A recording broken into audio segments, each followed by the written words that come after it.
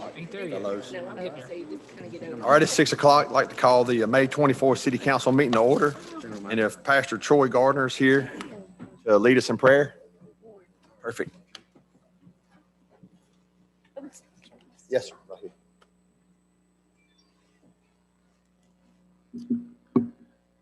Psalms 24:1 says, "The earth is the Lord's and all that it contains, the world and those who dwell in it." Let us pray. God, you are the sovereign ruler of all the earth. More specifically, you are Lord in Madison and all of Madison County. Not only do we acknowledge you as sovereign, we also acknowledge you as our source. Therefore, we ask that you would bless tonight's council meeting so that in the end, you would get the glory. Bless the mayor and the council persons. Give them strength, wisdom, and vision as they lead this great city. We also ask your blessings upon all the citizens of this city. May Madison be better because you are Lord. In your matchless, majestic name we pray. Let everyone say amen. Amen. Thank you, Pastor. Y'all join me in the pledge, please. Pledge allegiance to the flag of the United States of America and to the republic for which it stands, one nation, under God, indivisible, with liberty and justice for all. Can I get the roll call, please? Mayor Finley, Here. Councilmember WROBLEWSKI, Here. Councilmember Spears, Here. Councilmember Powell, Here. Council President Shaw, Here. Councilmember Bartlett, Here. Councilmember DENZINE, Here. Councilmember SEIFERT. Here. We have a quorum, so we'll move forward. I know of one addition I need to make, or one change to the agenda. On E1, we're changing the number of body cameras to 6 and not to exceed $9,100. There's been some, with everything right now, everything continues to go up, so our budgets had to go up on those body cameras for the police. Is there anything else, Megan? Yes, I have the addition of one additional resolution, and this is for the mayor's presentation of reports under 10A3, the BallCorps 2020 audit update, and it's resolution number 2021-181-R to authorize a payment schedule for BallCorps payments. All right. That's it. We'll move forward with that agenda, and we'll move into approval of minutes for the work session on May 8th. Move to approve. Second. Motion is second. Is there any discussion? Can I get a vote, please? Councilmember Powell, Aye. Councilmember Spears, Aye. Council President Shaw, Aye. Councilmember WROBLEWSKI, Aye. Councilmember Bartlett, Aye. Councilmember DENZINE, Aye. Councilmember SEIFERT. Aye. Motion passes. Minutes from May 10th. Move to approve. Second. Motion and a second. Is there any discussion? Can I get the vote, please? Councilmember Powell, Aye. Councilmember Spears, Aye. Council President Shaw, Aye.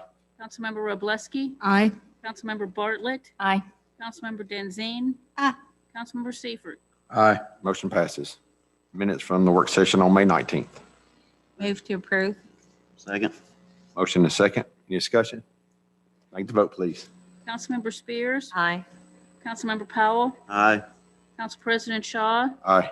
Councilmember WROBLEWSKI, Aye. Councilmember Bartlett, Aye. Councilmember DENZINE, Aye. Councilmember SEIFERT. Aye. Motion passes. Moving to presentation and awards, and we'll start with the coin presentation by Councilmember Bartlett. Thank you so much.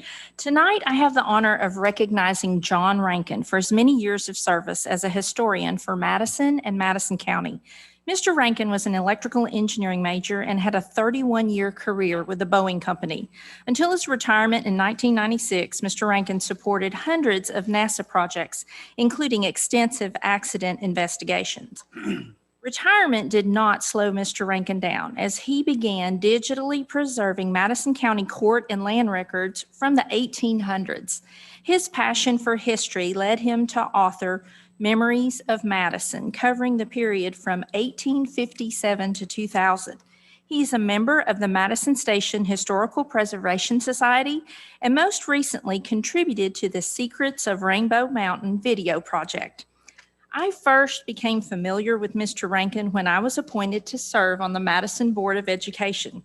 In 2011, our board was struggling to find a suitable name for our second high school. Our school system's practice had been to name elementary and middle schools by aspirational concepts or geographic landmarks, but high schools were named after people with significant contributions to our city. Our superintendent at the time, Dr. D. Fowler, reached out to our resident historian, John Rankin, for assistance, and he shared with us the name of James Clemens, the founder of Madison. Thanks to John Rankin, our second high school had a suitable name. It is with great pleasure that I ask John Rankin to come forward to receive our city's presentation of the city coin for his service to Madison as a small token of our gratitude and appreciation.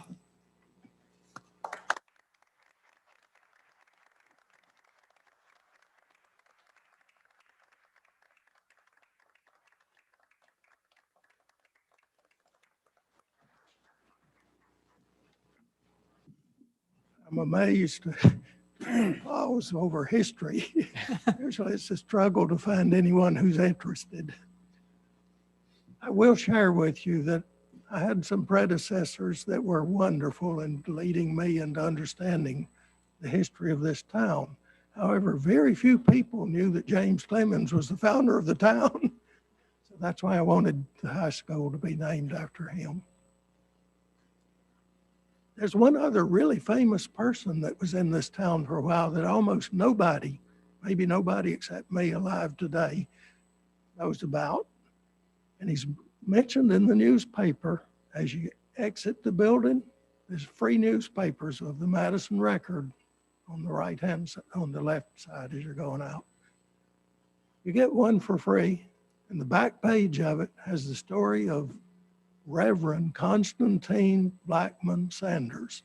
Now, you never heard of him, but if they'd had modern media in his lifetime, he would have been more famous than Edgar Casey or Gene Dixon that you may have heard of. He lived here for a while. He lived in the mayor's house for a little while.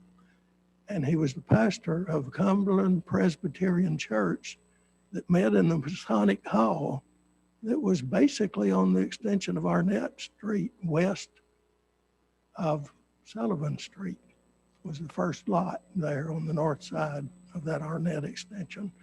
Of course, none of that's been there for many, many years. But it's fascinating. I had encountered the deed to that and kept it just because it was curious about a church sharing a Masonic hall. They had a deed recording the agreement between the two organizations. But when I got that deed the first time, I had never noticed the name C.B. Sanders right over my head. Years later, I'm doing research at UAH, found an exhaustive supply of information about Sanders. And somebody then asked me, I think it was Erica Despain, for some information on Pension Road. Made me look back at the deed. I was going to tell her about the Masons and the church. Very unusual arrangement. First thing I noticed is deeds made out to C.B. Sanders, and I said, uh-oh. And I got to digging, and there's so much more to the story. There's thousands and thousands of things. He had extreme clairvoyance, and he had visions here in town in the mayor's house. Some of them even affected his family. But anyhow, that's just to let you know what's in that newspaper if you want to read it. I publish an article every week in there. I'm a volunteer contributor. I don't ever accept pay for anything because it's too much fun to charge for it. So, thank you. Thank you. Thank you so much. Thank you, sir. Thank you.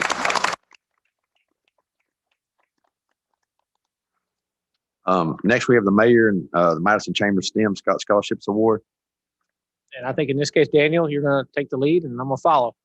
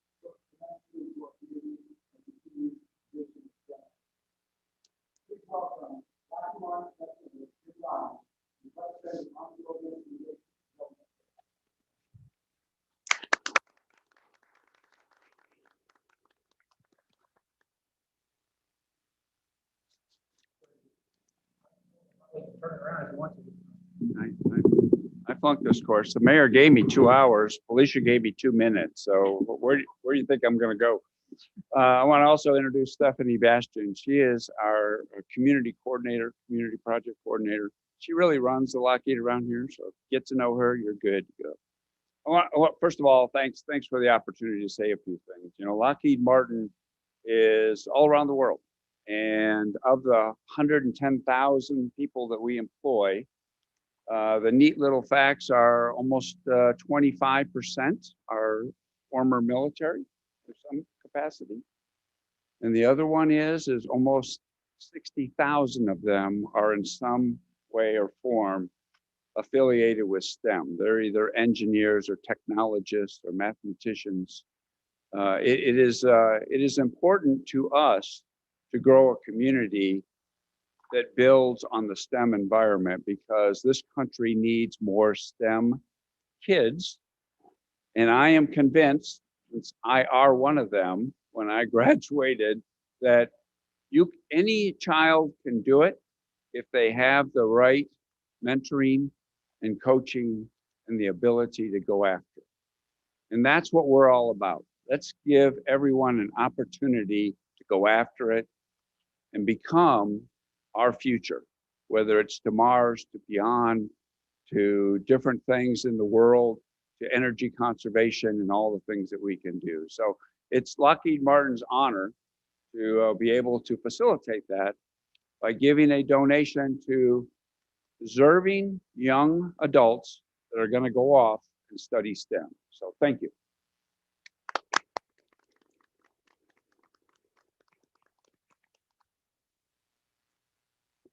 Now it's my distinct pleasure to introduce this best mayor this side of heaven, Mayor Paul Finley, to present the awards. Give him a hand.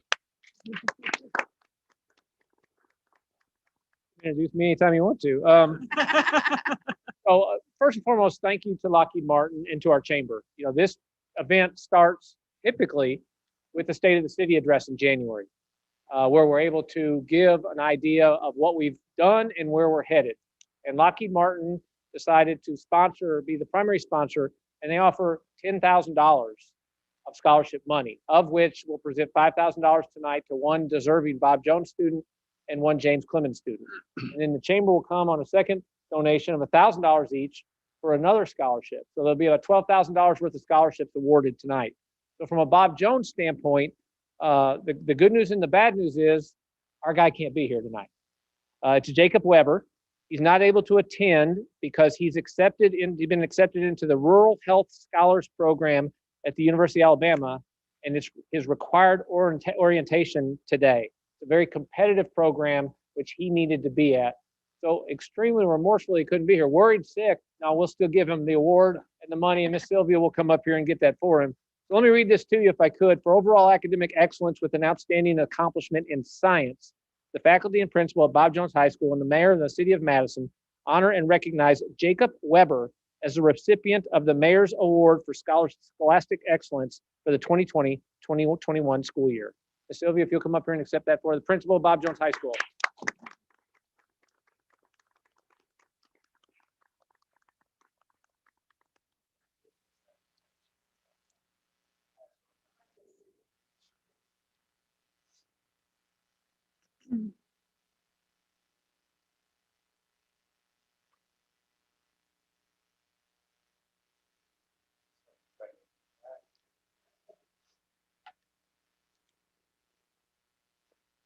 From James Clemens, we're blessed that our recipient can be here tonight, Ms. Stephanie Goodlow. And let me read just a little bit about that. First, I'm going to go ahead and read from our James Clemens High School counselor, what they said. And I think in this case, our recipient had to grow up quickly. Her father passed away from cancer. Make sure I got the right one here. Yep, got it here. Okay. From cancer when she was 7. At that time, her family had only been living in the United States for 2 years since moving from South Korea. Her mother spoke very little English, was having stress-related health issues. It goes by Brianna in there too, so that's why I have this in here. Stephanie Brianna Goodlow. Learned to become responsible in her little brother while her mother had several jobs. As Brianna grew up, she watched her mother work hard and never gave up. She learned English and went on to pursue a degree in cybersecurity, her mother did, and it was through those experiences that she learned that everything was possible. One thing I've learned in the last couple of weeks is in the city of Madison schools, we have over 90 languages spoken from the students in those schools. Now, if you go we were given from Brianna Goodlow, she says this: I used my STEM education and I'll use this to help develop new helpful medical technologies and cure and to prevent various diseases. I want to help in the advancement in medicine, and I truly learned my passion as a topic to see how quickly scientists, doctors, and other STEM careers were able to produce COVID vaccines. Being involved in research and analysis like that in the future would be amazing. And so if Stephanie Brianna Goodlow can come up here, I will offer this to her as the Mayor's Award, and it's for overall academic excellence with an outstanding accomplishment in science. The faculty and principal at James Clemens High School, and Brian, if you come up here too, and the Mayor of the City of Madison honor and recognize Stephanie Goodlow as a recipient of the Mayor's Award for Scholastic Excellence in the 2020-2021 school year.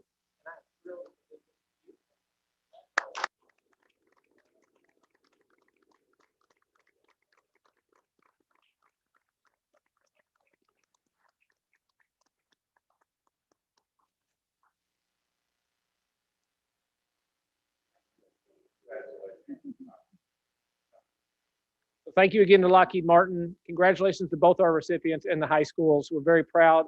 And Daniel, I'm going to turn it back over to you for the Chamber's Award. I have the pleasure of presenting the Madison Chamber of Commerce $1,000 scholarship education grants deserving students from each school. The first one, the Bob Jones Scholarship recipient winner is Thomas Garza.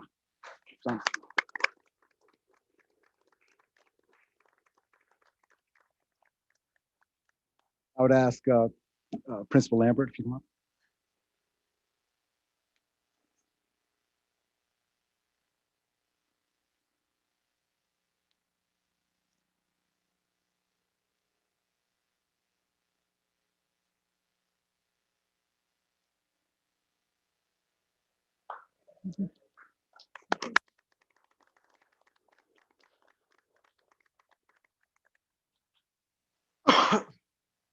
The scholarship recipient winner for James Clemens is Jason Irvin. Jason is unable to attend this evening, but accepting his behalf is Principal Brian Clayton.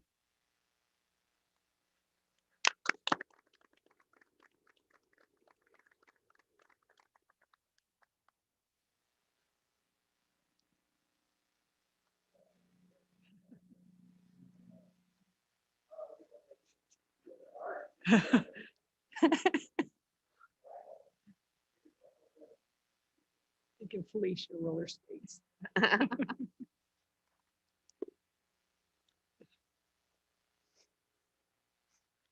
Let's give another round of applause to all of our achievers.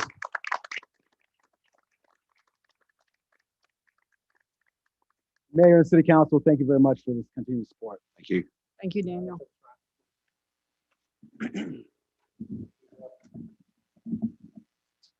Perfect. Good. Next, we'll have Mr. Chris Newlin with the National Child Advocacy Center.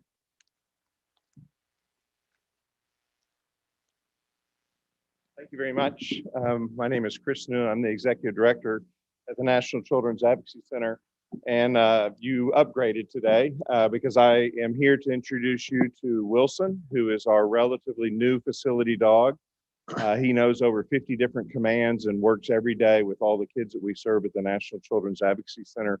Before COVID-19 hit, he was serving and helping more than 100 kids per month. They would come in. You can imagine if a child is has experienced child abuse, is coming for a forensic interview to talk about what happened. You can imagine that's scary. And if you're a kid in Madison and you come to the National Children's Advocacy Center, Wilson's going to be there right through the whole way.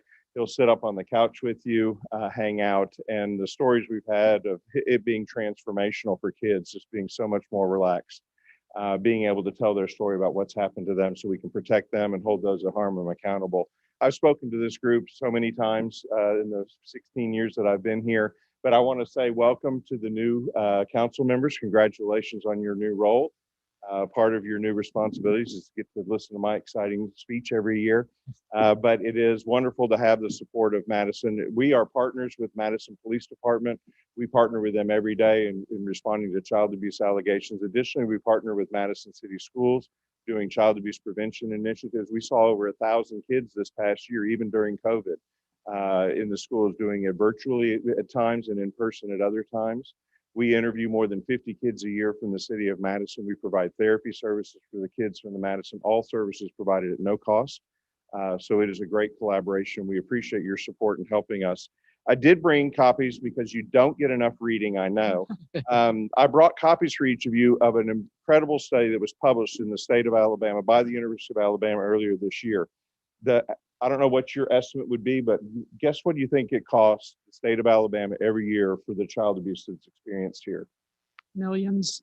3.7 billion with a B is the cost of child abuse to the state of Alabama. It's about 1/7 of our state's entire budget is spent in response to the issues related to child abuse. So I brought a copy for each of you. It's not a long study, but it just highlights the importance. What we do is, and all you do is because, and support for us is because of what's in your heart.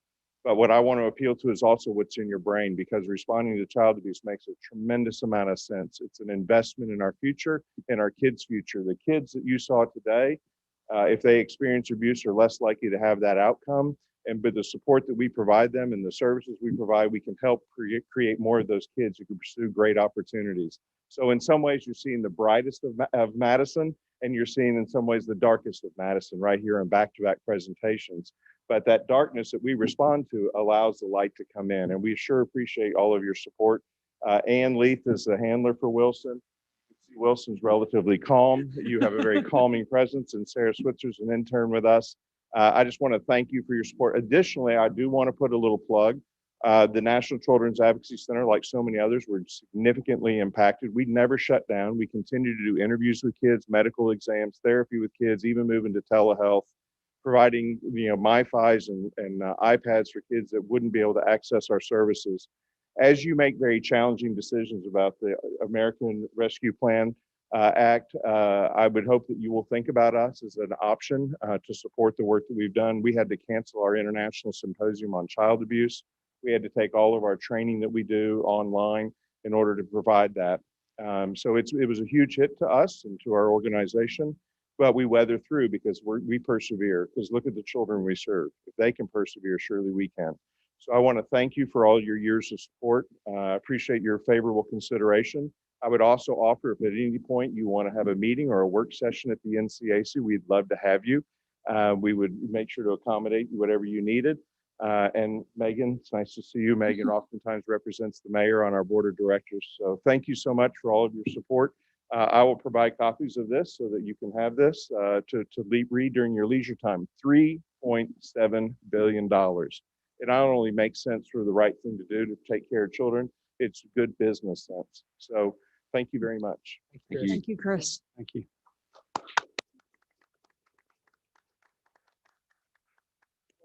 Does anybody want to get a quick picture with Wilson? I mean, I know it's not $1,000 check, but we think he's pretty awesome. Oh, he's fabulous. Fabulous. Hey, you're here. I'll get a picture. I'll always take it. All right. I just lost my puppy, so I'll take one. Oh.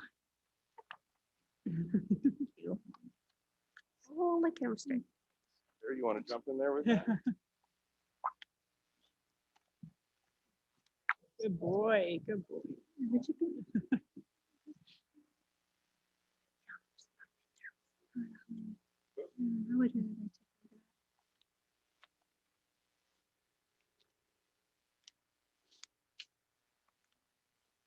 I'm bringing dog treats next time. Well, listen, he has a strict diet, strict exercise. He weighs exactly 63.5 pounds. That's his optimal weight. That's Wilson, not me. Kilogram. Yeah. But if he weighs too much or weighs too little, actually, a Canine Companions for Independence will remove his license. Oh, wow. So he has very strict guidelines, and obviously our staff don't follow that. Thank you, Chris. Thank you so much. Exactly right. That's good. Next, we have Sandy Weisner, with Director of Madison County Community Orchestra.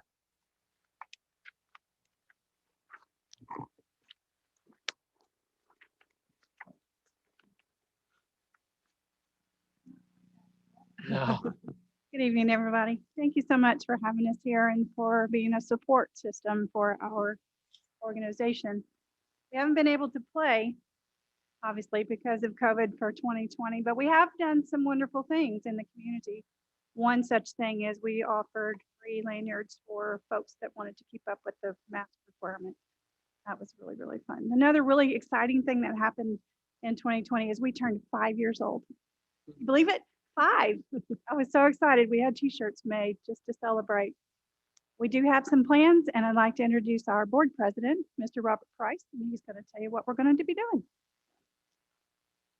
Thank you. So of course, we did have to make a lot of changes this year. Being a live organization, that really put a hamper on things. But we did use last year's funding appropriation to purchase a lot of the necessary percussion equipment to fill a lot of needs that we have. And of course, this year we're planning to finish making those purchases. But something else we're planning to do is that while eventually we are, of course, planning to return to live performing, we are looking at now purchasing some recording equipment so that we really enhance our capability to present musical offerings in a streaming fashion to the community or in recorded fashion, so that even those when we cannot perform live, that will still be a available venue, and for those that still may not be able to come out and enjoy things live, that can be presented that way too. So again, we want to thank the council for this consideration and for the phenomenal help, and we just hope that we can continue this relationship in the future. Thank you. You guys. Thank you. Moving to public comments. We have 2 that signed up. Ms. Tara Bailey.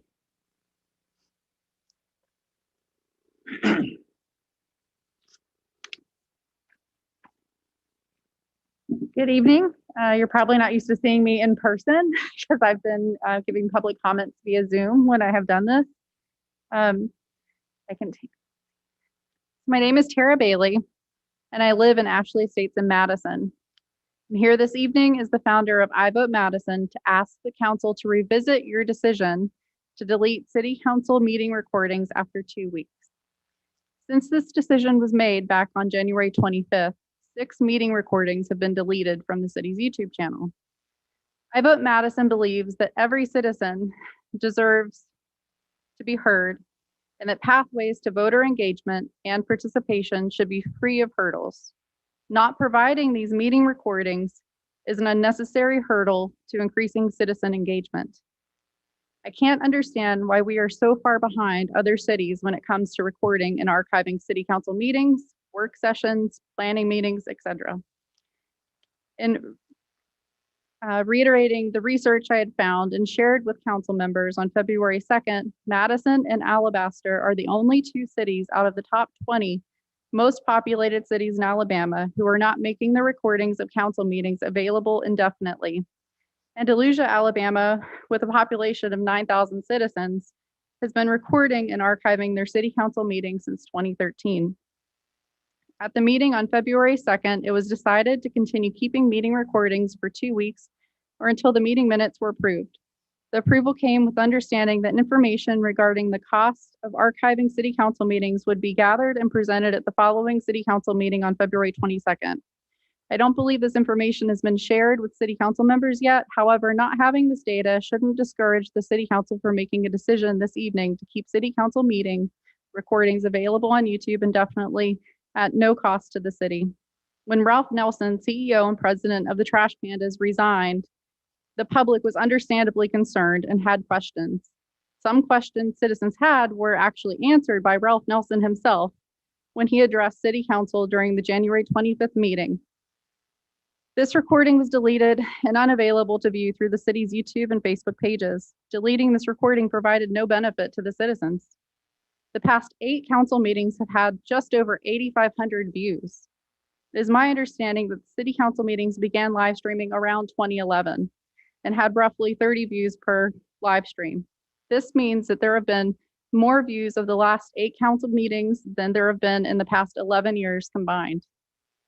Even though individuals may not watch the entire meeting from start to finish, Our city has engaged on average 36 times the number of citizens per meeting versus in the past. These are great numbers. That could be even greater if the city retained these recordings for the citizens of Madison. Let's all work together to increase civic engagement among our city. And let's start by making it simpler for our citizens to hear city council meetings when and where they are able to. Thank you. Thank you. Next, we have Ms. Jocelyn Brewer.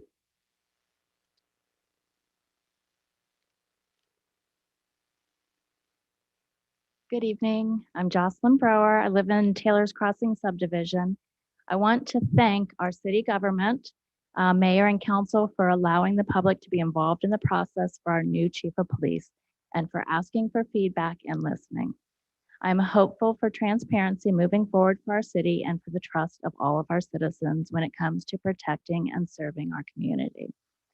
Transparency was an issue highlighted in the police chief interviews and agreed upon by many of the candidates. Here are some of the statements and words I noted from the interviews.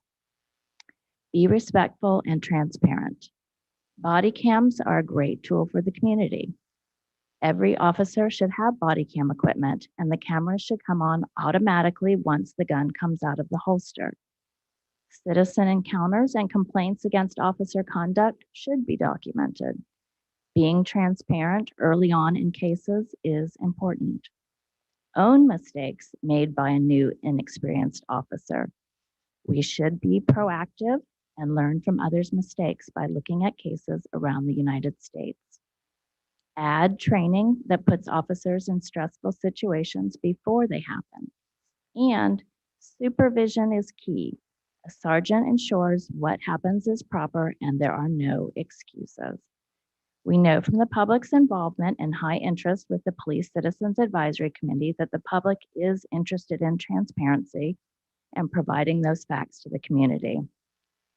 And on the agenda tonight is a budget line item for body cams for the Police Investigations Division. Those are paid for by taxpayers and should be used not only for details for those employees, but also for the transparency for the community and public trust. I spoke over a year ago asking for transparency in the Dana Fletcher case. Many other citizens have also spoken up in the public comments. Dana's mother was here just last council meeting, and she has been here many, many times before as well as Dana's wife and daughter. Nothing has changed. We still have no additional details. The family deserves to see the body cam and get additional information, including the 911 call. That's the right thing to do. Thank you for your time tonight. Thank you. Would anyone else like to address council? You got somebody coming up behind you, Stevie.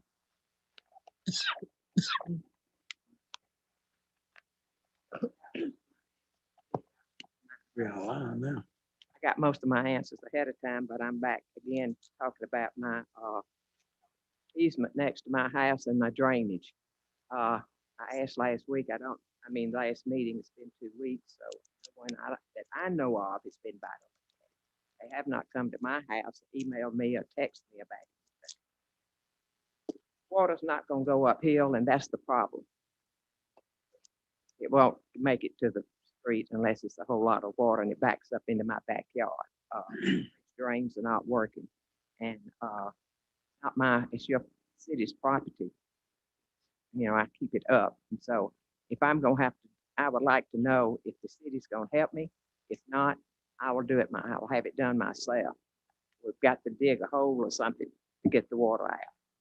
So BB, I will take responsibility for getting you that answer, and I'll also take responsibility for why Gary or Michelle probably hasn't been by.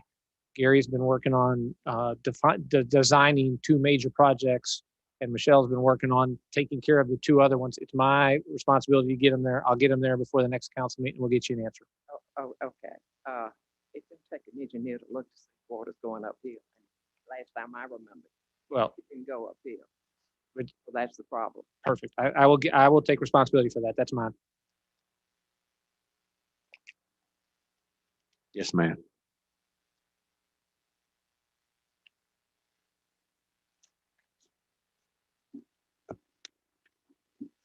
Is my time starting? Yes, ma'am. Pamelia Jackson, Ashley Estates, Alabama Code 36-25A-6, recording of meeting.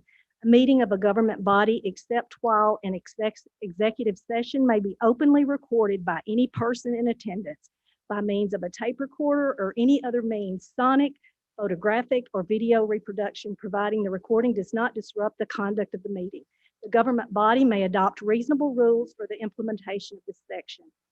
A major Madison, Alabama citizens issue is the recording of public meetings, irregardless of the type of recording, just so the recording does not interfere with the meeting.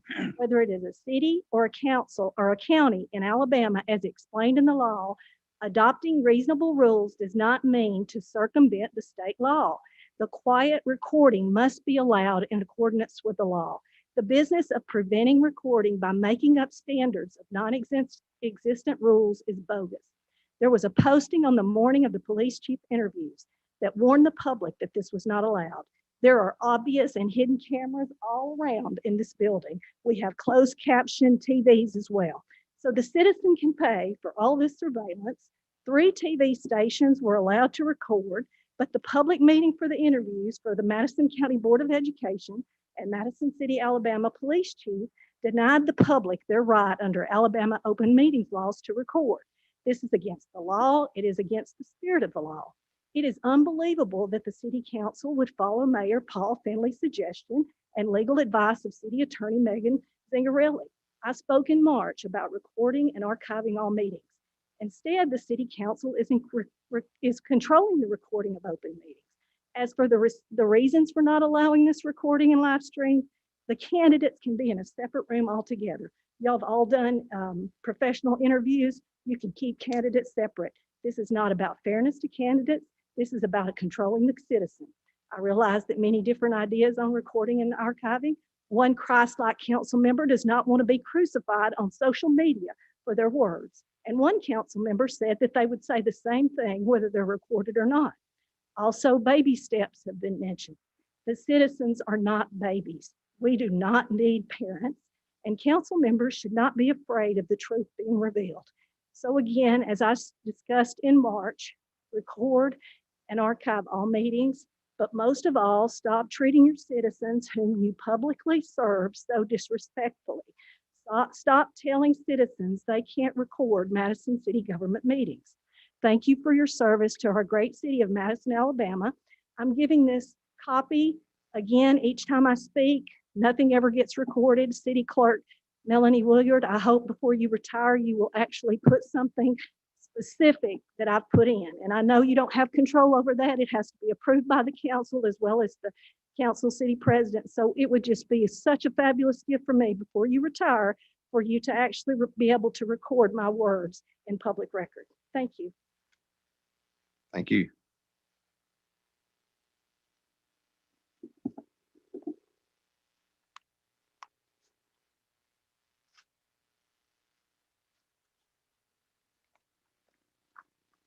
Good evening.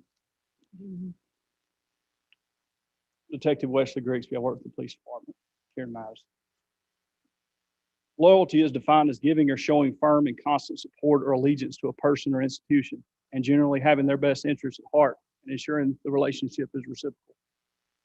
The citizens of Madison, including the council and mayor, rely on the officers of Madison Police Department to stand watch 24 hours a day, rain or shine, and protect them from the evils that they would rather pretend do not exist. As officers, we address every aspect of our community, from the smallest issues of traffic flow to working gruesome homicides, and we do so with integrity and allegiance. We dedicate our lives to protecting your property, your children, and your safety. We do so with the knowledge that Madison Police Department is one of the best trained, most educated, and committed agencies in the state of Alabama. With this said, we also struggle with the fact that no matter how much we sacrifice for this city, none of us will ever have the opportunity to lead the department as we've been trained. A majority of officers reached out personally to support one of our own who you as council entrusted to lead the department as acting chief based on his performance for the city over half of his life. This individual is not only qualified, but has firmly established relationships with every agency in the region. Through his own commitment, he has earned the respect of the police department that has suffered demoralization and pulled itself up by its bootstraps to become an elite force of committed officers. He was told to educate himself, to train, to mentor. And he would ultimately become the leader that you as council desire. Sadly, his relationship was not one to be one of reciprocal loyalty. The decision you made last week affirms the belief that many officers have begun to consider, no matter how hard you work, how much you sacrifice, or how much you give of yourself, you will never be enough. The officers of the Madison Police Department are caring and loyal, but like dogs, will only be kicked so much before they seek reciprocal loyalty, where they are valued and recognized for their work.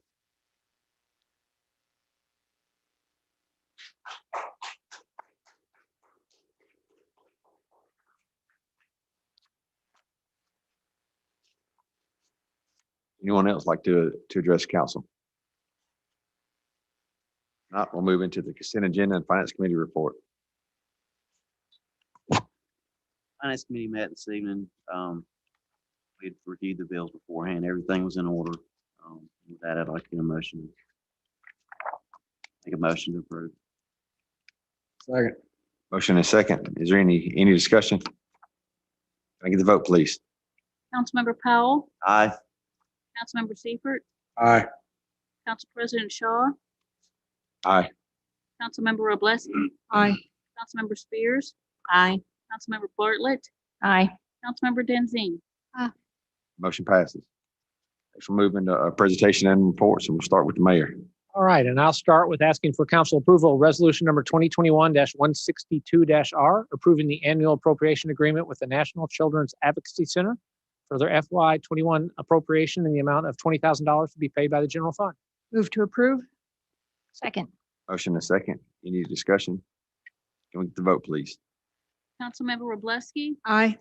Councilmember Bartlett, Aye. Council President Shaw, Aye. Councilmember Spears, Aye. Councilmember Powell, Aye. Councilmember Denzine, Aye. Councilmember Seifert. Aye. Motion passes. All right, secondly, I'll ask for council approval of resolution number 2021-163-R, approving the annual appropriation agreement with the Madison City Community Orchestra for their FY21 appropriation in the amount of $2,500 to be paid from the general fund. Move to approve. Second. Motion and second. Any discussion? Get the vote, please. Councilmember Wroblewski, Aye. Councilmember Spears, Aye. Council President Shaw, Aye. Councilmember Powell, Aye. Councilmember Bartlett, Aye. Councilmember Denzine, Aye. Councilmember Seifert. Aye. Motion passes. All right, so let's move into the BallCorps annual 2020 payments and audit results. Jason, if you could pull up the PowerPoint, please, and then I'm going to go back and forth on you a little bit as far as the letter. But let you pull that up and get it going. There we go. So if I start off here by starting with the results of the audit. Now, under the license agreement, there's an annual accounting. And by the way, for all the media, we've got copies of the PowerPoints for you guys and everything that comes with this, because we know you guys are going to want them. Under the license agreement in 2018, we defined that each year, at the end of the year, we would want to do an audit with BallCorps, and they fully agreed to that. Obviously, with no baseball in 2019, the audit doesn't include any of the baseball section, which, thank goodness, is going to have a lot more to it this coming year. But under the license agreement, as we moved forward in 2020, we started that process. The city auditors and our city revenue department completed work last week. And I'll go to the third bullet, and then I'm going to hand it off to Ms. Bartlett, who was managing this for our finance committee. After reviewing BallCorps revenues and expenses for the 2020 year, the city auditors found that BallCorps accurately reported non-baseball event revenue to the city. Now, before I go to bullet 4, Jason, if you could pull up, go out of this and go to that letter. And Ms. Bartlett, I'm going to hand it off to you to kind of take it from there, and then I guess hand it back when you get a chance. Okay, thank you. As you all know, on January 25th, then CEO Ralph Nelson presented a slide presentation on monies owed by BallCorps to the city of Madison. There were a couple of inaccuracies in the slide presentation that the city recognized without needing an audit just from our own internal controls. But we knew we needed an audit to help verify the amount represented from non-baseball events. The inaccuracies involved sales tax revenue and food and beverage equipment. And according to the presentation, there was more paid in sales tax than we recorded, and we'll explain that discrepancy in a minute. And Mr. Nelson represented that the amount owed for food and beverage equipment was less than what it actually is. In fact, the amount was a little bit greater of $483,606.56. That much we knew. In February, the city's finance committee began the process of retaining an auditing firm in hopes of meeting the deadline contained in the 2018 license agreement to complete the audit. An audit is provided in the license agreement, as Mayor Finley referenced, and is a standard procedure for a public entity that is entrusted with your public tax dollars. The city was in communication with BallCorps to obtain its income and expense statements for non-baseball events so that these could be reconciled with the presentation and provided to our auditors. City's Finance Committee interviewed and recommended Warren Averett to conduct the audit and established agreed upon procedures for how the audit would be conducted. Warren Averett was retained officially by the city on March 1st. BallCorps allowed our auditors on the premises to begin their review for the audit on March 18th. Our auditors could not complete their work and needed to schedule a follow-up visit. In the interim, BallCorps had a change in financial and management personnel. And to be clear, the city has no control over who BallCorps hires or decides to assign in their finance department, but there was a turnover internally. On April 29th, auditors were able to return to complete the gathering of information for the audit. And the current management team has been highly cooperative throughout this entire process. Last week, the auditors met with Finance Committee members to provide us an interim report before finishing their official report. And later last week, the city received a letter from our auditors at Warren Averett.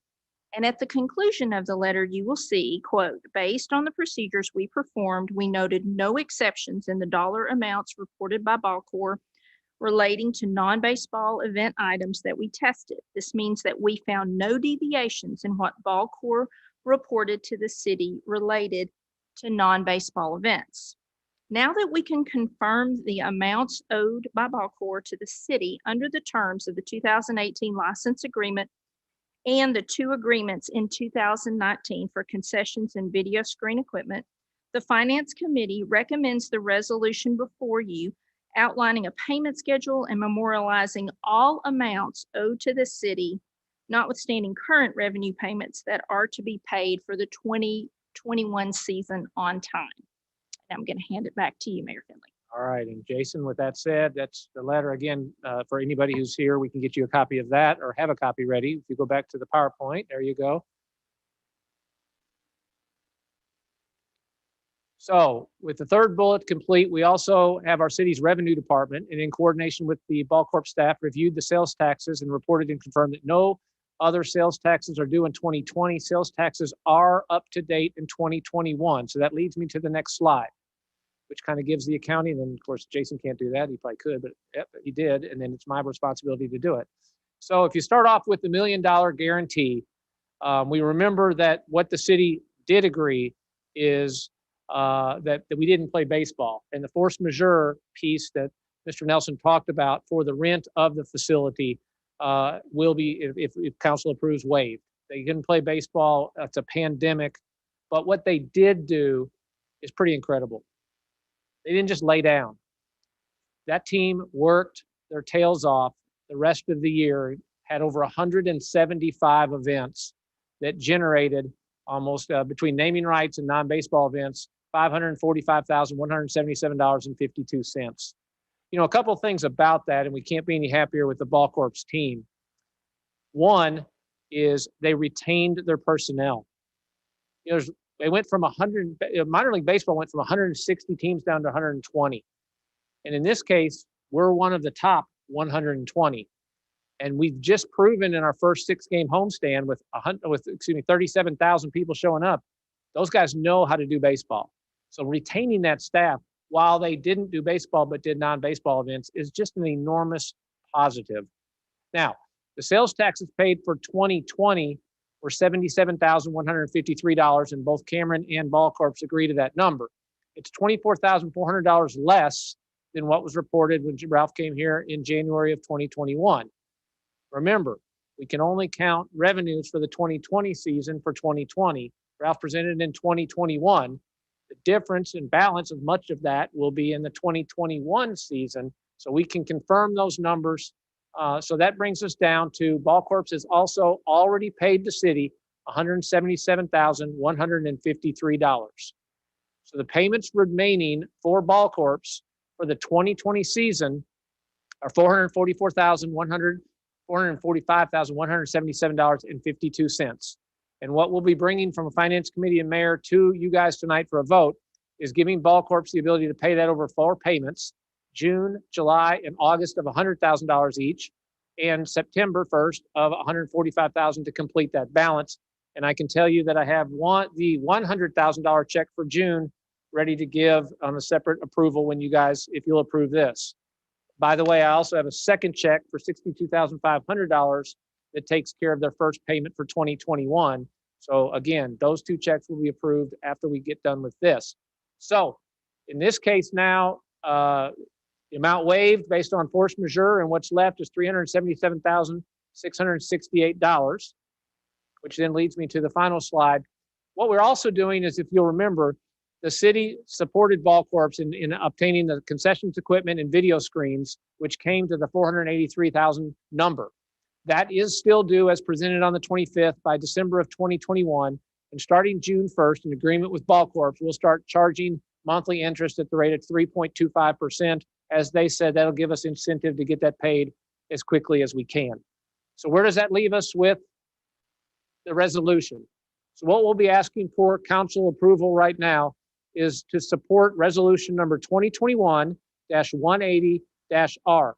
What it does is gives these following things. It authorizes a payment plan for the remaining balance that we discussed, and you can see that payment plan as we talked about.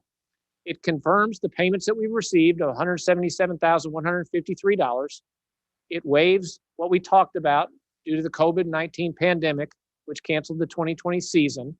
It authorizes the amendments for equipment and video screens and extends those payments to the 31st with interest. One thing we haven't talked about, but it also approves, is the city is responsible for 25% of the utilities.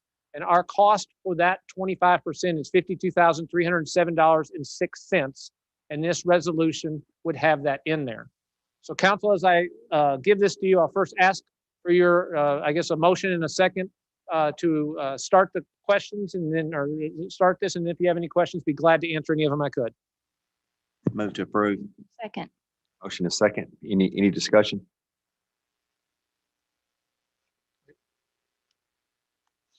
I'd like to thank RANAE and Paul and the rest of the team for working through this. This has been stressful, and I'm glad we ended up where we are. Can we get a vote, please? Councilmember Powell, Aye. Councilmember Bartlett, Aye. Council President Shaw, Aye. Councilmember Wroblewski, Aye. Councilmember Spears, Aye. Councilmember Denzine, Councilmember Seifert. Aye. And motion passes. All right, thank you guys. Thank you to our entire team for all that they did, the finance committee, to Cameron, to all those folks. It's Megan, who have spent an enormous amount of time getting this ready. But I also want to thank the BallCorps team for all that they've done. Again, a yeoman's job in 2020 with non-baseball events, naming rights, and now we roll into 2021. And I think as I move forward and everybody gets their answers that they want on this audit, that it seemed like we were many times wanting to do a lot more with and was there. Remind folks, 37,000 fans the first 6 days. Just so everybody knows, Mobile had 95,000 fans for the entire season, 70 games. So we've got 12 days of baseball in the next 13. We'll be really close to doing their entire season in 18 days if we keep up with that pace. I also want to thank our Public Works Department and our Police Department, because both of them have worked diligently. If you guys, I probably have to remind council, but the first night we had a little bit of a traffic jam. By day 2 through day 6, we made enormous progress. We really had no waits on traffic. And then, and again, a lot of that goes to our police department for working with BallCorps on how to get folks in and out. And our Public Works Department has generated more parking. And now for the folks who supported the Trash Pandas in staying with them and kept their season tickets. By Thursday, we're going to have a road on the backside that gets the season ticket holders into their own lot, so we can still not muck up coming in. So 4 entrances, 1 special one for them. We'll continue that process going, and we're very proud of what happened. 2 other quick things real quickly. One of the things that Corey had sent out today is we are still struggling to get lifeguards. I know, so in his case, one of the things that they may look to do, they typically have 45 to 50 lifeguards. Right now, they're somewhere around 30. So we need another 15 to 20 lifeguards to be able to have full capacity for swim lessons and our swimming. If not, that's going to cause us problems. So when it comes to, in many instances, obtaining people to be able to keep our facilities and our programs going, if you'd like to sign up, please go to the city website. We need all the lifeguards that we can get. And I'll end with 2 other things on a positive note. One, we're sitting in what AL.com just said was the #1 zip code in the state of Alabama, 35758. You know, one of the things that came out of that was 5 of the top criteria, 5 pieces of criteria generated 50% of how the scoring happened. That was affordable housing, residence education, basically public schools and how the public schools were. And then one of the things they had in there was economic, generational, and ethnic diversity. And so if you go through, and I guess one last one, home value. So that's 50% of that. Madison's 35758 was named the #1 zip code in the state of Alabama. We are really proud of that, proud of our city team that helps continue to make that happen, and proud for our residents. And I'll end by fully respecting Mr. Grigsby and the police department for what they said. Because one of the things that I think I'm very proud of as mayor, my responsibility is to bring city council 4 extremely qualified folks for the police department. And I guarantee you we did that. And I guarantee it's a tough decision. But if you look at what you guys did, it's one of the hardest things you'll do in addition to appointing our folks on the school board. So with that said, I thank you guys. And that's all I have, Greg. All right, thank you. We'll start with addition #1. Yes, sir. Councilmember Bartlett and Spears and I attended the ALM, Alabama League of Municipalities Convention last week for a few days and very much enjoyed that. Got some wonderful information and appreciate all the information and teaching that they're able to give to us. We also had our first Kids Kingdom event at Yellowhammer. It was very successful. Who would have thought a fundraiser for a playground at a brewery? But that's the age we live in now, and just very much appreciate the folks that came and donated and participated in that event. If you're interested, the website is gobuildakingdom.com. On there is a survey where you can fill out what your family's needs would be, or as a parent or grandparent, or even just as a community supporter, what you're looking for in the playground. I also had the opportunity to go to Bridgefield's annual HOA meeting, and would encourage all those watching and engaged with their council members to invite us to your HOA meeting. We're able to bring our Madison Police Department. Many thanks to Major Stringer and Lieutenant Anderson for being there to provide some security updates specifically to that neighborhood, and things that they can do to protect their property, and services provided, such as the new home security assessment.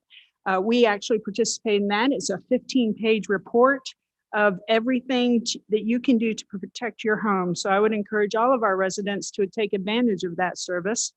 Wanted to mention that the roundabout did start May 17th. Completion date is August 17th. We will have updates on that project on the city website and the city Facebook pages as well. And if you notice the consent agenda, Sergeant Chris Townsend is retiring, and he actually trained me as a crossing guard back in the early 2000s and kept me from getting run over on Hughes Road, and just has been a wonderful mentor to so many in our police department, and is so well loved in our community. And I know council joins me in wishing him very well and a wonderful, long and happy and healthy retirement. And that's all I have. Thank you. District #2. Yes, this evening I have provided all council and a copy of the Industrial Development Board annual report. the Industrial Development Board has its own website. You could, but there's a link on the city website if anybody wants to go look at that. And as Mara said, we had, sorry, That's Councilmember No, Wroblewski. no. And Ms. Bartlett and I all went to the training, and it was very interesting. We had a lot of, we've had a lot of interest in different ways and creative things that we saw of doing business in other places that we're looking forward to sharing with the rest of council when the opportunity presents it. It seems like we've been kind of drinking from a fire hose lately, but good things are coming. So I just wanted to say I appreciated all of y'all's hard work, especially the finance committee this time, and working with the auditors and bringing this to a resolution. Thank you. District number 3. I'd like to go ahead and, I guess, accept the checks. The first one is the payment for 2020. It's the $100,000 check. And also the first payment for 2021 is $62.50 basically. So I don't know. Do you have to do them separately or just together? Consensus? On both. So As long as Teddy hands those over to you. I got them back. I can't accept them, but Got to get them to Roger. you can't trust Paul more than you trust me. trust Roger. I don't know where he's at, but Going to Roger. Got anything else, Teddy? I do. I just want to thank everybody that was involved in that, particularly Renee. I mean, she did a great job in that. And of course, Greg doesn't get mentioned too often in that, but he did a great job. Just trying to get to the point where we could even do an audit.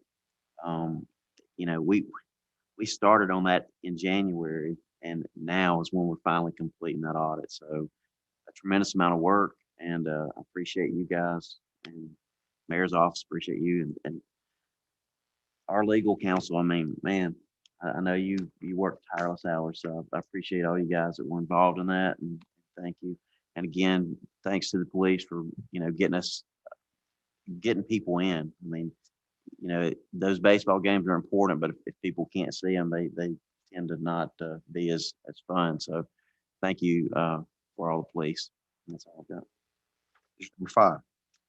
First, I've got a shout out to Madison Fire and Rescue. You might not realize how impactful this is, but Rainbow Elementary held field day. And you brought some hoses and you made the kids' day. And after they posted what y'all did, there were people commenting and parents commenting saying, I wish my kids got to do that when they were at field day. And you make a real big impact for kids. And I just want to thank you for making their day on field day. I want to thank the members of Delta Sigma Theta sorority who invited Mrs. Spears and I to participate in a crimson and cream conversation. And they asked us all types of questions on Zoom. I don't know if they recorded them, but it was a fun night, and getting to speak to other women who were very civically engaged, and we appreciated that invitation. I really want to give kudos to the mayor, Major Stringer, and everyone involved in pivoting after that opening night at Toyota Field. Wow, was that impressive. And we appreciate everyone who worked toward that. And it was just a lot of fun getting to see so many of my friends, also from Huntsville, at the game, enjoying a night of baseball. My shop local spotlight tonight is Just Love Coffee, almost across the street, brand new, just opened. I thought I had ordered well with my mocha latte, but Councilwoman DENZINE ordered a hot chocolate, and I'm telling you, that thing looked really good. So we got a couple of recommendations for you. And then finally, I want to thank our finance chair, Teddy Powell. And don't fall out of your chair, Teddy, because, when we started on this, I had a lot of questions about baseball and what we were owed. And he could have taken this on himself, but he decided to let the new council member do this and read every agreement and keep track of everything we're owed. And at some point, I think he realized that I'm rather tenacious, rather protective of the interests of the city of Madison, and he entrusted this project to me. And I really appreciate you letting me learn and grow in doing that. And our finance director, Roger Bellamy, is just outstanding. He protects our finances He is on guard at all times and he is so transparent. At no point did anyone deprive me of any information that I needed to make sure we were going to get every dime we were owed. And so thank you, Teddy. Thank you for your leadership. And thank you, Greg, for putting me on finance because I've really enjoyed the assignment. That's it. See, John, I am trustworthy. District number 6. I'll just add my thanks to all those that work so hard on the BallCorps thing. Yeah, she's tenacious. She'll go after it. She gets it done. Thank you. Thank you, everyone. Madison City Schools graduation, the high school graduations. I just want to congratulate all the seniors. It was amazing. There were 966 students that graduated from the 2 high schools. But I love the stats on what they've received scholarship-wise. Nearly 60% earned scholarships, totaling approximately $45 million. 20 million were accepted. There were district-wide, 65% of the students will be attending a 4-year college. 18% will go to a 2-year college. 8% will go directly to the workforce. From all that they've learned in school, they can just go directly to work with certificates and stuff. It's amazing what our high schools can accomplish with these children.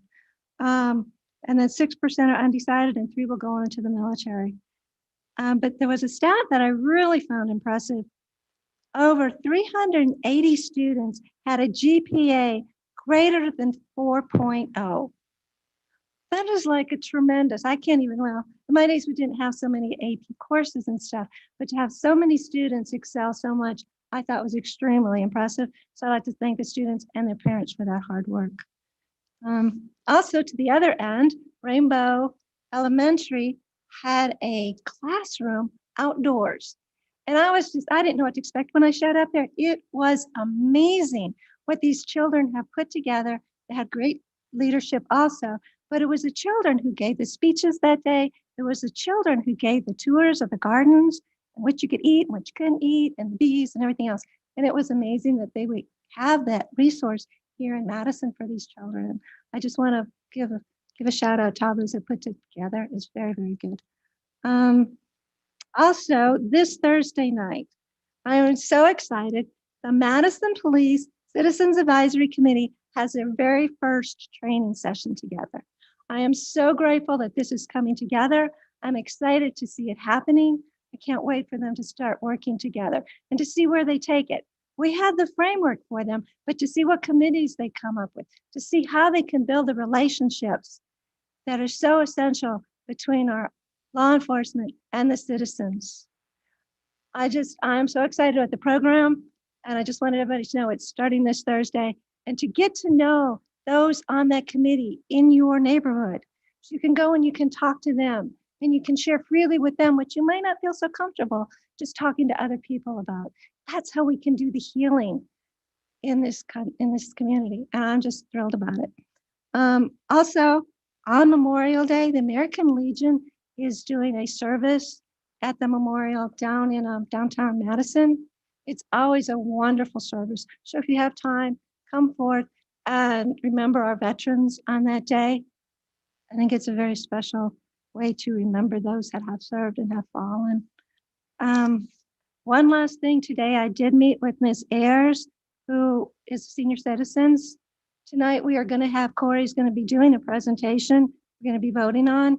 It is an excellent program where they pay the employees to come and work for us. So we get the benefit of them without the cost. It's a wonderful program. I'm sure Corey will go all into it. Ms. Ayers is very excited to have this program going on. There's so many new things going on at the Senior Center. If you have seniors, do not be afraid to go. And yes, Phoebe, I did check into it. The mandate on the face mask is going to be lifted as of May 31st. You're welcome. So, so many good things happening in this city. And I do just want to thank the police and all that they do to protect us. They have our complete support. And that's all I have to say tonight. Issue number 7. Yeah, a few things. So first off, I want to commend Officer Townsend on his retirement. Stand up man there, and wish him the best in his future endeavors. Planning Commission did meet last week. Nothing major was on the agenda. Everything, I believe, went through without issue. There was one annexation, and I'll just rip the Band-Aid off. It's 4.98 acres, so y'all can figure out where you're at on that one. But the other one was two other things. Recreation cited is we have our state DENZINE state baseball tournament that's scheduled to go between June 18th through the 30th out at Palmer. We'll be having lots of teams, kiddos, and parents around, and excited for this year now that we've got three or maybe four new additional hotels, so we can keep more of those folks here in Madison. I know we're working closely with the chamber and folks to offer discounts and also packages, for entertainment and food, whatever options, so that they have opportunities to stay here. And then I know we also have a soccer tournament coming August, I believe, beginning of August here by the Madison Blaze organization. And that looks to be a pretty full slate for that one as well. So looking for some good economic development opportunities there through our parks and recreation activities. That's all I got. All right, I've got two items. One is resolution 2021-168R approving 6 body cams paid from council special projects. Move to approve. Second. Motion is second. Is there any discussion? Can we get the vote, please? It's Teddy and Eddie and Connie. Councilmember Powell, Aye. Councilmember Spears, Aye. Council President Shaw, aye. Councilmember Roblesky, Aye. Councilmember Bartlett, Aye. Councilmember Denzine, Aye. Councilmember Seifert. Aye. Motion passes. Second one is resolution 2029-169R approving the purchase of electronic speed trailer from council special projects not to exceed $12,000. Move to approve. Second. Motion and a second. Any discussion? I want to drive this. Steve always wanted to drive a police. A fire engine, so I want to drive this speed trailer. It's a trailer. The trailer, you got to pull Pulled. it. You can pull it, but you can't drive it. I bet you can. I bet we could get a seatbelt and strap them on the top There of you it. go. We will strap you to it, Teddy. All right. Can I get the vote, please? Councilmember Roblesky, Aye. Councilmember Powell, Aye. Council President Shaw, Aye. Councilmember Spears, Aye. Councilmember Bartlett, Aye. Councilmember Denzine, Aye. Councilmember Seifert. Aye. Motion passes. There's no board or committee appointments tonight. We'll move into public hearings. All right, thank you, sir. The Revenue Department, we've got 2 alcohol public hearings this evening. The first is a request from the Chuck Wagon Barbecue LLC, doing business at the Chuck Wagon Barbecue. They've requested an on or off premise beer and wine license for the location 8048 Highway 72 West. This is a new request for alcohol at this location. The police department has signed off on it, and the building and fire have subsequently signed off too after I turned in the paperwork. Everything is in order for this to be considered. Move to approve. You got to open up public I'm hearing first. sorry. Open the public hearing. Does anybody like to address mayor and council? We understand your excitement. Yeah, and I have a story to share when I do get to talk. We'll close the public hearing and ask for a motion. Move to approve. Second. Motion and a second. Is there any discussion? I just want to give a shout out. Saturday was Ron's birthday and he picked Chuck Wagon and we got takeout and it was fabulous. The amount of food was, the stuffed potato was so big, it was 3 meals. So I just want to give a shout out to Chuck Wagon. We went to their location down on Highway 20. This is even bigger and better. So glad that they have a mortar store for us. Can I get the vote, please? Councilmember Roblesky, Aye. Councilmember Spears, Aye. Council President Shaw, Aye. Councilmember Powell, Aye. Councilmember Bartlett, Aye. Councilmember Denzine, Aye. Councilmember Seifert. Aye. The motion passes. Thank you. The last one we have, it's a request from Schulte Catering Madison LLC, doing business as the Hilton Garden Inn Madison.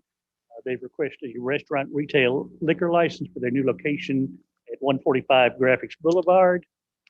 Police, fire, building have signed off, and I believe the general manager, Andrew McGee, may be available via Zoom for any other questions the council might have. Like to open the public hearing. You may like to address council or mayor on this. Not, we'll close the public hearing. Ask for a motion. Move to approve. Second. Motion and second. Any discussion? I need the vote, please. Councilmember Roblewski, Aye. Councilmember Spears. Aye.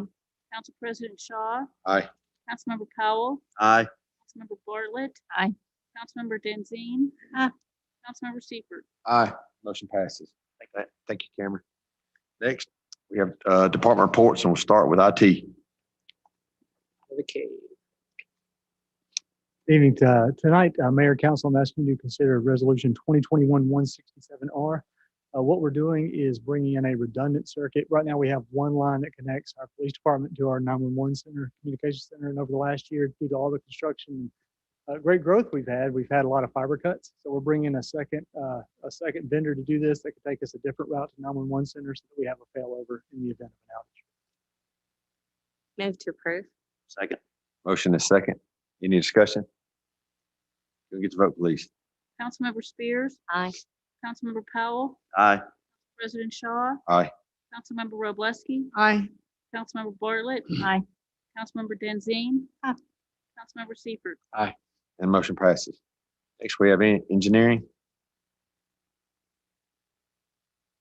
I have 3 items for your consideration tonight. The first one is resolution number 2021-153R, acceptance of Wells Estate subdivision into the City of Madison Maintenance Program.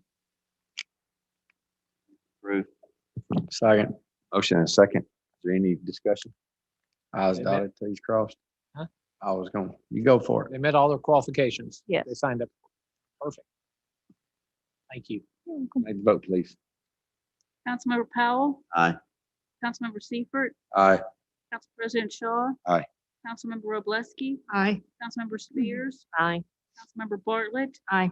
Councilmember Denzine. And motion passes. The second item I have is resolution 2021-164R.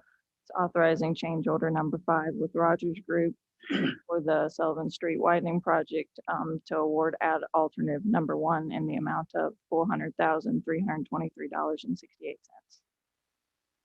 Move to approve. Second. Motion and second. Any discussion? Can you just let folks know who are watching what that means for the city, please? So basically, it's we're going to extend the widening contract to include the street repairs from Kaiser to north to the railroad. This is a great ad alt that they put in there. I think as they move the project along, you guys can see once you get past Kaiser and get to the railroad tracks, that road is extremely rough right now. So this will extend that, and now's the perfect time. So when they actually do the paving, they can do it all at one time. Yeah, it'll get it all done at one time. Yeah, thanks, Michelle. Very good. Okay. Can I get the vote, please? Councilmember Powell, Aye. Councilmember Seifert, Aye. Council President Shaw, Aye. Councilmember Roblewski, Aye. Councilmember Spears, Aye. Councilmember Bartlett, Aye. Councilmember Denzine. And motion passes. The third item I have is resolution number 2021-165R. It's approving an amendment to the professional services agreement with Croy Engineering for the funds in the amount of $15,000. Since we're adding 140 working days to the contract for the widening, it's to extend their CE&I service. Move to approve. Second. Motion and second. Any discussion? Can I get the vote, please? Councilmember Powell, Aye. Councilmember Spears, Aye. Council President Shaw, Aye. Councilmember Roblewski, Aye. Councilmember Bartlett, Aye. Councilmember Denzine, Aye. Councilmember Seifert. Aye. Motion passes. Thank you. Next, we've got Mary Beth and Planning.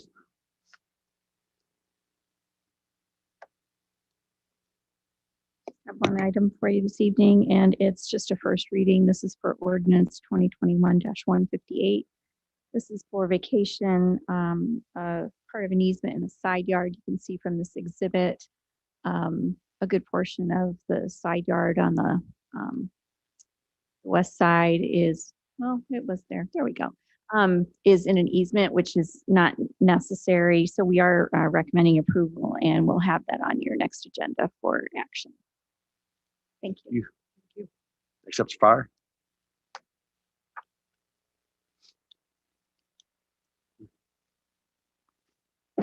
First item I have for you is resolution number 2021-172R for the authorizing emergency purchase of a 2021 E1 fire engine from Sunbelt Fire in the amount of $520,000 $520,053.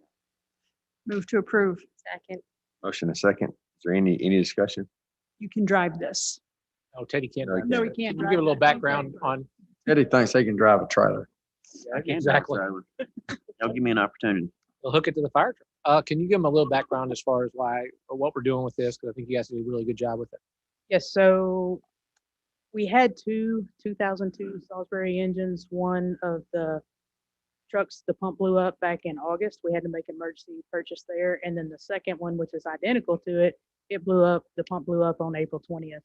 So it's dead in the water. So this does not leave us with a lot of reserve options. We only have one reserve Quint, and then it leaves us with no reserve engine. We also do not have an engine at Station 1, which could be detrimental if ISO was to come in. We wouldn't be classified as a station at that point.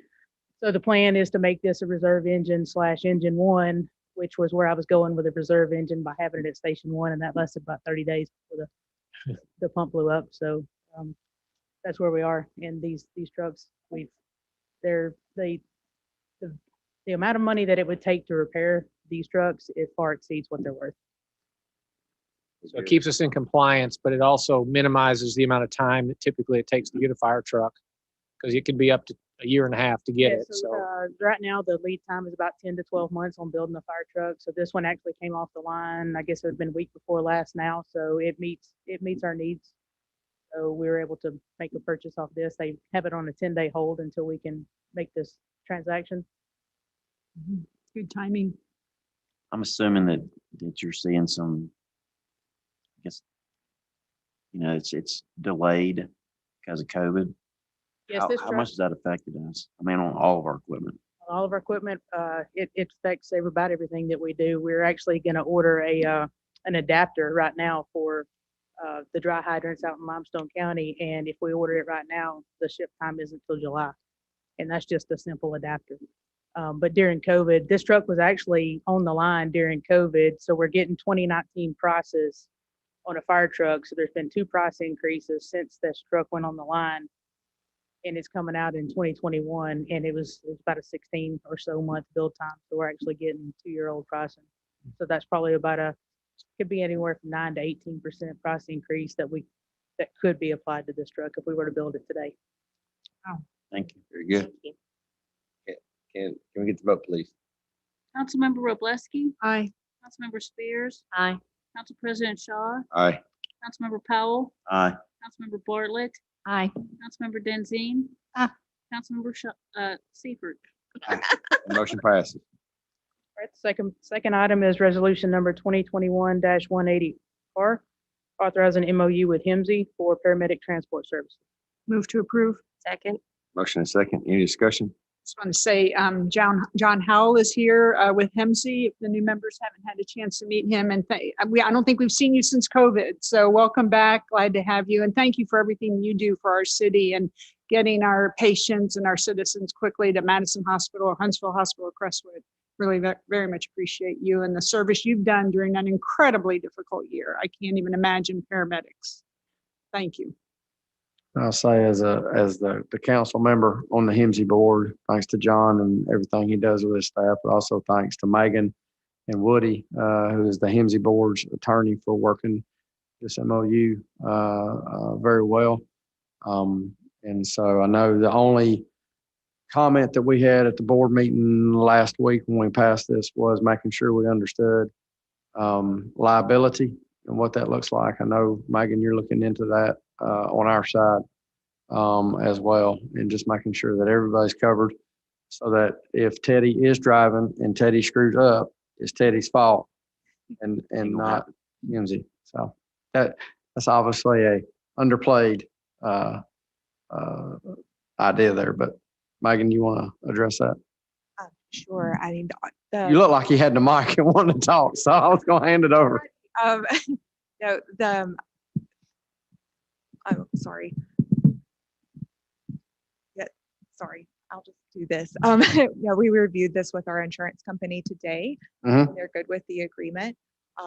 Anytime that paramedics and any employee of the city is working within the line and scope of their duty, they're covered. And then the city also has the benefit of liability caps and state law. So, and then of course, I'll go on to say that our paramedics have excellent training and a good record that indicates that the city's exposure will stay low. I would also like to add that this agreement is a little different than what we currently do, but there's a lot of similarities in the same sense, because our paramedics and even our basics tend to ride in with HIMSI from time to time when there's a critical patient and extra hands are needed. The difference here is the paramedic could be the only paramedic in the back of the ambulance, and we all operate under state protocols, all the same state protocols with all of our licenses. Yeah. A lot of folks with Madison fire patches that trade out for HIMSI patches as well, when they're not working, so. There's that. Very good. Can I get a vote, please? Councilmember Roblewski. Aye. Councilmember Spears. Aye. Council President Shaw. Aye. Councilmember Powell. Aye. Councilmember Bartlett. Aye. Councilmember Denzine. Aye. Councilmember Seifert. Aye. Vote passes. Thank you. Next, we got Corey from Recreation.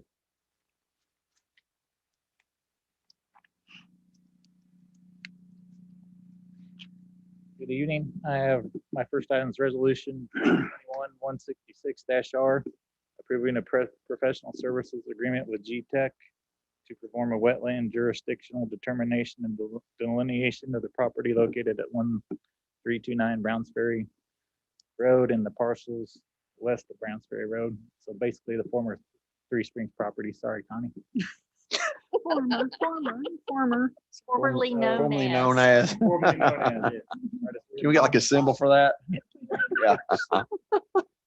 So this, as you know, we're working on a master plan for the grounds of that property. This is an environmental assessment that lets us know where we can lay things out. Move to approve. Second. Motion and second. Is there any discussion? Can we get the vote, please? Councilmember Roblewski. Aye. Councilmember Spears. Aye. Council President Shaw. Aye. Councilmember Powell. Aye. Councilmember Bartlett. Aye. Councilmember Denzine. Councilmember Seifert. Aye. And motion passes. Second item is resolution 2021-152-R, authorizing fireworks display agreement with pyro shows for the Independence Day celebration in Dublin Park. It says 4th of July. We're actually going to do this on July 3rd from 5 to 9. It's basically the same event we've had for the last 20 plus years. Just scaled down. Move to approve. Second. Motion and second. Any discussion? Need a vote, please. Councilmember Powell. Aye. Councilmember Seifert. Aye. Council President Shaw. Aye. Councilmember Roblewski. Aye. Councilmember Spears. Aye. Councilmember Bartlett. Aye. Councilmember Denzine. Motion passes. Third item is resolution 2021-157-R, approving host agency agreement with the Center for Workforce Inclusion, the Alabama Department of Senior Services via TARCOG, which will provide staff for the Madison Senior Center and hopefully other areas of the city.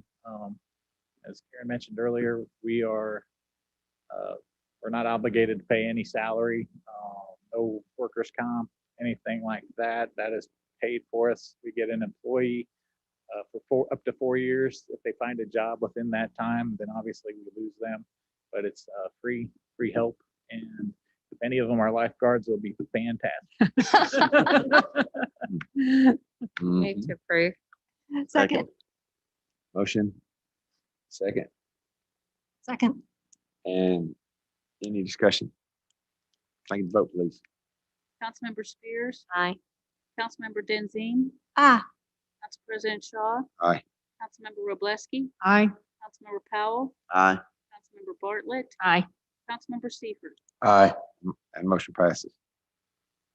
Final item is resolution 2021-155-R, awarding base bid and alternate Dublin Park HVAC unit replacement to Pettis Plumbing and Piping in the amount of $247,000. This has been going on, an issue with this unit since Mayor Finley's first term. give you an idea of the state of the current unit, our technician found a date that the unit was manufactured was 1985. The building opened in 1997. The city got its money's worth out of the unit. That's the good news. The bad news is they don't manufacture parts for that anymore. They don't manufacture parts, so we've been cannibalizing to keep it operational. Very much needed project. Move to approve. Second. Motion and a second. Any discussion? Need to vote, please. Councilmember Powell, Aye. Councilmember Seifert, Aye. Council President Shaw, Aye. Councilmember Wroblewski, Aye. Councilmember Spears, Aye. Councilmember Bartlett, Aye. Councilmember DENZINE. Motion passes. Thank you, Corey. Is there any miscellaneous business or announcements? Move to adjourn.